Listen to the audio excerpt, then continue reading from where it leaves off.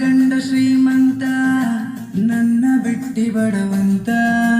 ಆಸೆ ಪಟ್ಟ ಹೋಗಿದಿ ಅರಮನೆ ಬೇಕಂತ ಅರಮನೆ ಐತಿಹಾಸಿಸಿ ಆ ಮನಿಗೆ ಯಾತಿ ಸೋಸಿ ಅಲ್ಲಿ ಬದುಕಕತ್ತೀಯೇ ನಾನಿ ನೆಲವರಿಸಿ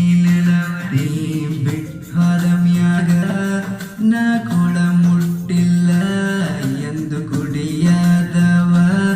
ಇನ್ನು ಮನಿ ಮುಟ್ಟಿಲ್ಲ ಕೈಯ ಕೊಟ್ಟಿ ಮಾತ ಬಿಟ್ಟಿ